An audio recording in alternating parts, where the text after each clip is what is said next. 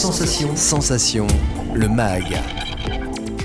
Bonjour à tous, bienvenue sur Sensation en association avec TV78. Du 7 au 18 novembre, 50 ans en Yvelines organise le bootcamp au campus numérique d'Élancourt. Et pour en parler avec nous, je reçois aujourd'hui Nicolas Dainville, vice-président de 50 ans en Yvelines, délégué à l'emploi, à la formation professionnelle et à l'apprentissage et maire de La Verrière. Bonjour. Bonjour.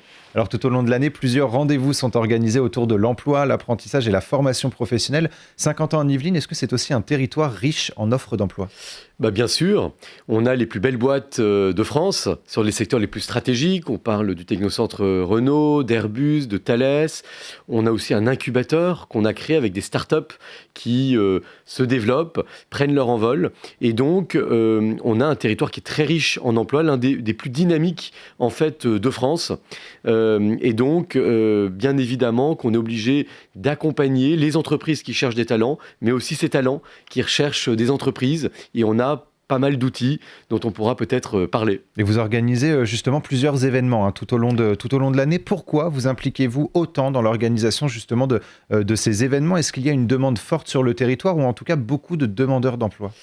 Alors oui, on avait là, il y a quelques temps, vous savez, le Big Tour pour l'emploi, sur la création d'entreprises et sur l'emploi, avec près de 5000 offres d'emploi. Donc c'était assez extraordinaire. J'ai pu m'y rendre, j'ai pu accompagner des jeunes qui, en un temps record, ont pu avoir un rendez-vous avec un certain nombre d'entreprises. On a aussi un site internet qui s'appelle skiemploi.fr, qui est une grande CVTech et qui a près de 2000 offre d'emploi. Donc il faut vraiment qu'on rapproche l'offre et la demande d'emploi sur notre territoire pour que les emplois locaux profitent à nos habitants. C'est l'ambition de ce site. Et puis on a tout un tas d'autres événements plus ciblés sur l'alternance, sur l'apprentissage, qui sont aussi deux dimensions très, très importantes. Et puis on en parlera aussi, les fameux bootcamps, pour remobiliser ceux qui sont plus éloignés du marché de l'emploi, pour ceux qui ont peut-être plus de difficultés à y accéder. Eh bien, ce type d'événement est vraiment fait pour eux. Alors justement, si vous continuez à multiplier ce genre d'événements, est-ce que ça signifie que les bilans sont positifs chaque année ? Est-ce que du coup, les demandeurs d'emploi arrivent à trouver un emploi ou une formation ?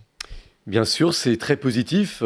J'en veux pour preuve ce fameux Big Tour de l'emploi où, de manière très efficace, avec 1500 rendez-vous qui étaient préprogrammés, des entreprises ont pu rencontrer des demandeurs d'emploi de manière privilégiée, avec un gong qui sonnait toutes les 10 minutes pour que ce soit dynamique et puis que ça puisse se donner du rythme. Donc, c'est effectivement très, très positif. Après, on a aussi un marché qui est quand même assez dégradé sur le territoire national. Et donc, il faut que 50 ans en Yvelines mise sur les métiers d'avenir. Et les métiers d'avenir, le numérique en fait partie. C'est des métiers qui recrutent. On a le Crédit Agricole, par exemple, sur notre territoire, qui est vraiment spécifique sur les métiers de la cybersécurité, et on a pourtant un manque de postes sur cette thématique. Mais on pourrait parler des objets connectés, on pourrait parler de tous ces métiers du numérique qui sont en pleine révolution et qui malheureusement manquent de talent. Et donc il faut nous prendre le taureau par les cornes, notre territoire, et essayer de former nos jeunes pour répondre aux besoins des entreprises. Alors justement, du 7 au 18 novembre, 50 ans en Yvelines organise le Sprint Camp, connu également sous le nom de Bootcamp, au campus numérique d'Élancourt. Quels sont les objectifs de cet événement et pourquoi l'étaler sur 10 jours ? Alors comme son nom l'indique, Bootcamp, c'est un camp d'entraînement, donc c'est pour des warriors. C'est dans le cadre d'Ensemble à 100%, donc pour des publics plus éloignés de l'emploi. On parle des femmes, on parle des jeunes de moins de 30 ans, on parle des bénéficiaires du RSA, on parle de ceux qui sont originaires des fameux quartiers en QPV, quartiers en priorité de la ville. Tous ces publics-là, sont parfois assez éloignés, peuvent participer.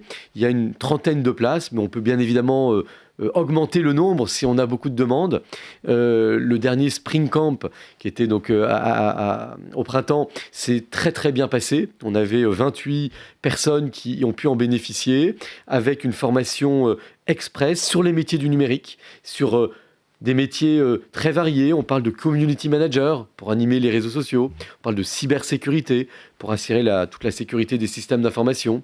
On parle également de médiateur du numérique. C'est aujourd'hui un métier à la mode pour accompagner notamment les seniors ou les profils qui ont moins d'aisance avec le numérique. Aujourd'hui, le gouvernement, l'État finance des médiateurs du numérique dans toutes nos mairies. Il faut qu'on en forme.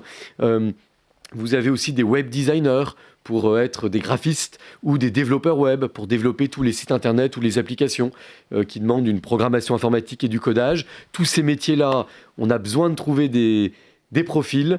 Cette occasion-là, c'est de s'initier à ces métiers et de poursuivre. Si les personnes y trouvent leur compte, ils pourront rejoindre des formations. On a notamment des écoles qui sont partenaires comme Pop School ou O'Clock, pour ne citer qu'elles, qui peuvent assurer des formations qualifiantes, très recherchées par nos entreprises pour ces jeunes. Et pour terminer, le numérique, quelle que soit votre origine, quelle que soit votre expérience, quel que soit votre diplôme, en fait, on ne cherche que des compétences. Donc ça peut vraiment correspondre à tout type de profil. Et c'est ça qui est assez extraordinaire, c'est que c'est un moyen de trouver sa voie, quel que soit son passé. On a beaucoup de gens qui sont en reconversion. J'étais en lien avec l'école 2600 il y a quelques jours, qui me racontaient qu'il y avait des anciens boulangers, qu'il y avait des profils qui n'avaient absolument rien à voir, mais qui étaient des petits génies en numérique, qui avaient des compétences. C'était des talents. Il fallait polir ce petit diamant qu'ils avaient en eux sur des métiers d'avenir dont on a vraiment besoin. Alors justement, le Saint-Quentin en Yvelines est force de proposition sur tout ce qui est numérique, métier du numérique. C'est une fierté justement pour le territoire de proposer finalement ce qui est, on ne va pas dire à la mode, mais ce qui est dans le besoin aujourd'hui, dans le besoin des travails professionnels. C'est une vraie fierté. Je salue l'impulsion du président de l'agglomération, Jean-Michel Forgous, qui a vraiment voulu axer le territoire sur cette dimension du numérique dès le plus jeune âge, où on a répondu au plan Yvelines numérique pour doter nos écoles, toutes nos écoles des 12 communes, des outils les plus innovants pour apprendre à coder, pour innover aussi dans notre pédagogie, accentuer le travail de groupe, l'autonomie, le travail individualisé qui s'adapte au rythme de chacun. On a le département qui équipe nos collèges, on a la région qui équipe nos lycées pour avoir cette continuité pédagogique avec les outils les plus innovants.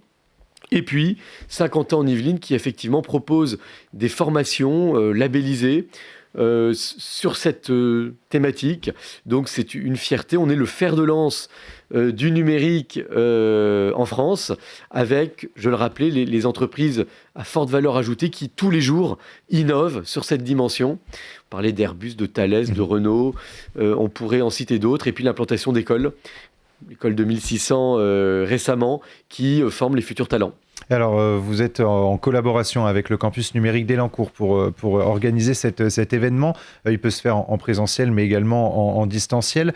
Au-delà de la découverte des métiers, vous l'avez évoqué, il y a la possibilité de s'initier au métier du numérique et développer des compétences techniques. Alors justement, quelles sont ces compétences qu'on peut acquérir en faisant cette formation ? On les a citées, c'est des compétences liées à l'initiation au codage, à la programmation informatique, sur les métiers du web design. Alors c'est sur une dizaine de jours, donc c'est assez condensé, oui. Mais ça permet d'avoir une vue assez précise des métiers disponibles, et puis de trouver sa voie si cette thématique du numérique correspond aux personnes qui feront ce bootcamp. Mais c'est vrai qu'aujourd'hui, avec la révolution numérique, ça impacte tous nos métiers, de la radio à la mairie, et ça implique effectivement de s'y former, d'accompagner, parce qu'on a vraiment une fracture numérique importante sur nos territoires, qu'il faut absolument combler. J'étais en lien avec un entrepreneur qui me disait on a souvent des nids de poules qui se transforment en Everest, en termes de fracture, c'est-à-dire vraiment une petite difficulté pour trouver un médecin, par exemple. Maintenant, tout est informatisé. Pour toutes les démarches en ligne, il y a vraiment des personnes en grande difficulté qui n'ont pas forcément les codes ou l'aisance. Et donc, ça nécessite un vrai accompagnement. Et j'aimerais bien insister sur ces métiers médiateurs numériques qui ont une utilité considérable, notamment pour nos seniors. Et du coup, le rendez-vous est du 7 au 18 novembre pour le bootcamp ou sprint camp, selon la notoriété de l'événement. Merci beaucoup, Nicolas Dainville, d'avoir été avec nous sur Sensation. Donc, pour plus d'informations, on peut se rendre sur le site saint-quentin-en-yvelines.fr. Et pour revoir ou réécouter cette émission, rendez-vous sur notre site et notre application Radio Sensation.